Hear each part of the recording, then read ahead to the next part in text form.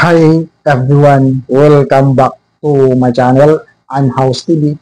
Gumagawa nga po ako ng vlogs and tips tutorial tungkol sa mga binibinta ko na lots for sale, house and lots for sale, condominium units for sale, condominium units ready for occupancy. 3 types po ng lots ang binibinta ko. Number 1, farm lots. Number 2, residential lots. Number 3, commercial lots. 10 mga lugar na binibenta ko na lots, Antipolo area. Ang ibig kong sabihin sa buong Antipolo area, buong Rizal area, binibenta ko ng lots for sale, house and lots for sale, condominium units. Cavite area, ibig ko sabihin buong Cavite area na binibenta ko dyan na lots for sale, house and lots for sale. Buong Laguna area, lots for sale, house and lots for sale, may binibenta ko dyan sa lugar na yan. Buong Tarlac, lots for sale, condominium units for sale, house for sale. Buong Metro Manila, the best na nagabinta ng condominium units. Napakadami kong binibinta. Pag sinabi Metro Manila, Las Piñas, Taguig, Pasig, then Quezon City, Navotas, Novaliches, Quezon City yan, di ba? Buong Metro Manila, Manila City meron. Napakadaming kundo ko na binibinta. May kundo rin ako binibenta sa Baguio, house and lot sa kundo sa Baguio City. Yan sa Tarlac City, Las Haciendas, Dalusitan, pangalan sa division. El Pueblo, Paniki, Tarlac, Palawan, mahilig sa beach sa Palawan. Then Zambales, may binibenta ko na house.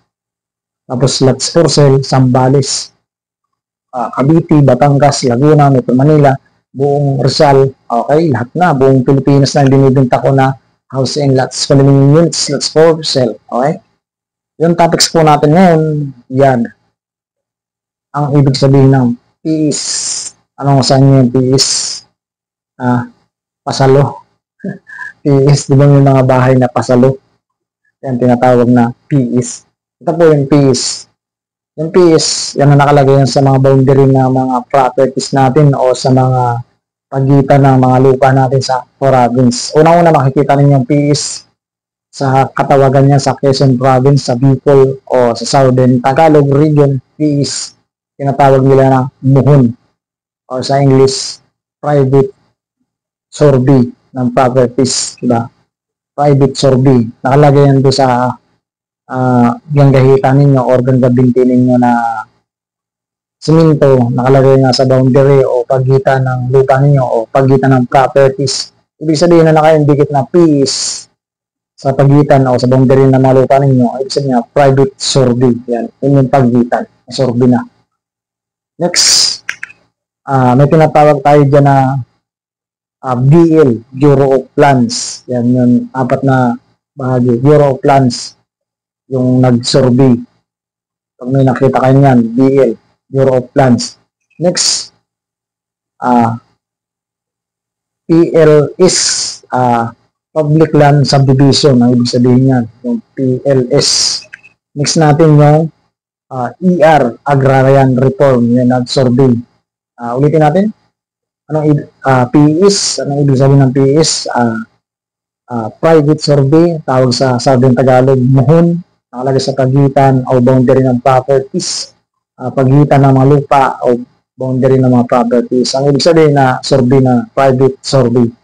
Naka-indicate doon. Next nga yung land. BL, Bureau of Plan, yung nag-survey.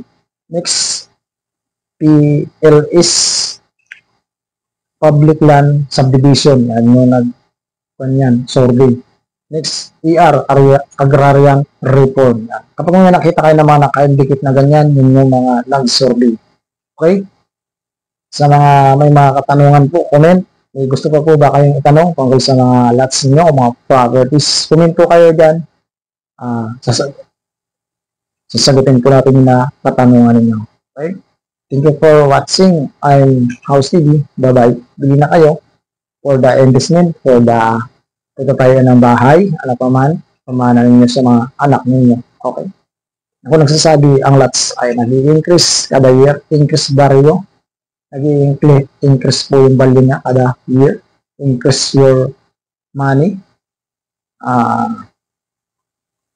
for the lifetime investment. Lots, good investments yung lots natin. Okay? Lalo na kung nasa loob ng subdivision. Okay? Maraming salamat po sa inyong suporta sa bago po dito sa channel ko. Sa hindi pa po nakasubscribe, subscribe. Sa hindi pa po naka-likes, paki-likes po and paki-share kung gusto niyo itong ginagawa ko. Thank you for watching. I'm House TV. Bye-bye.